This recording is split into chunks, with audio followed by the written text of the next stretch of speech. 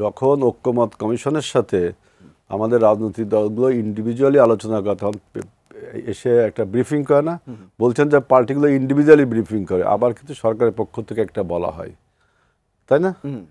তাহলে একটা দলের সাথে যখন সরকারের বৈঠক হয় তখন তো প্রেস ব্রিফিং হবেই। এইগুলো একটা ইম্যাচিউর কথাবার্তা। এখন যে বক্তব্যটা সেটা হলো, দেখেন কালকেই তো বাংলাদেশের রাজনৈতিক ইতিহাসে একটা রিমার্কেবল এবং ঐতিহাসিক ঘটনা, যে এই যে গণতন্ত্র পুনঃপ্রতিষ্ঠা এবং ভোটের অধিকারের জন্য আমরা 17 বছর ব্যাপী লড়ছি।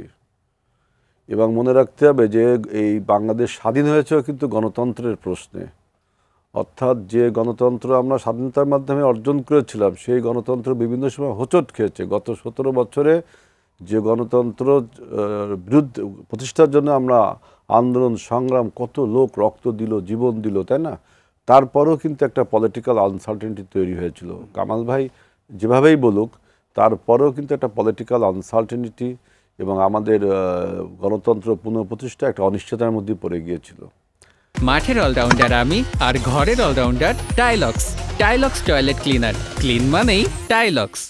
এই অবস্থা থেকে ডক্টর ইউনূস সরকারের বুঝতে পেরেছেন বা একটা শুভবুদ্ধির উদয় হয়েছেন যে বাংলাদেশের সর্ববৃহৎ রাজনৈতিক দল এবং চারবার ক্ষমতায় এসছে, এবং বাংলাদেশের যে কোনো ক্রান্তি লগ্নে আপনি দেখবেন যে এই বিএনপি দলটি, বিশেষ করে আমাকে যদি একটু সময় দেন, 71-এর স্বাধীনতা যুদ্ধে যখন পলিটিক্যাল পার্টিসরা আপনার পলিটিক্যাল নেতৃবৃন্দ স্বাধীনতার ঘোষণা দিতে ব্যর্থ হয়েছিল, তখন কিন্তু প্রেসিডেন্ট জিয়াউর রহমান এগিয়ে এসেছিলেন। আবার দেখবেন 75-এর 7ই নভেম্বর যখন রাজনৈতিক শূন্যতা সৃষ্টি হয়েছিল, তখন সেই প্রেসিডেন্ট জিয়াউর রহমানই এগিয়ে এসেছিলেন। আবার দেখবেন যে এরশাদ শাসকের বিরুদ্ধে যখন লৌহকঠিন স্বৈরাচার চলছিল, তখন কিন্তু এই জিয়া পরিবার থেকেই বিএনপির চেয়ারপারসন দেশনেত্রী বেগম খালেদা জিয়া রাজপথে আপনার ফ্যাসিবাদের স্বৈরাচারকে পরাজিত করে তিনি দেশনেত্রী এবং আপসীন ভূমিকায় দেশনেত্রী উপাধি পেয়েছিলেন। অর্থাৎ দেশের যে কোনো ক্রান্তি লগ্নে, যে কোনো বিপদে, যে কোনো সভরেন্টির কোশ্চেনে, ইন্ডিপেন্ডেন্সের কোশ্চেনে, ডেমোক্রেসির কোশ্চেনে জিয়া পরিবারই এগিয়ে আসে।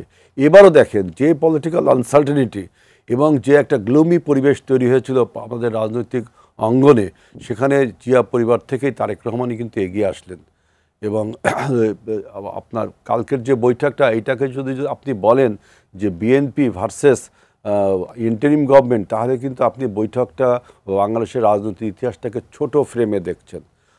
এখানে বাংলাদেশের সামগ্রিক জনতার প্রতিনিধি হিসেবে এবং সমস্ত রাজনৈতিক দলকে অ্যাবজর্ব করার মতো বিএনপির সেই ক্যাপাসিটি আছে, আমি এটা বলবো। সেজন্য সমস্ত রাজনৈতিক দলের প্রতিনিধি হিসাবে তিনি সেখানে কালকে বৈঠকে অংশ নিয়েছেন। তিনি শুধু বিএনপির প্রতিনিধি হিসেবে তারেক রহমান অংশ নেননি,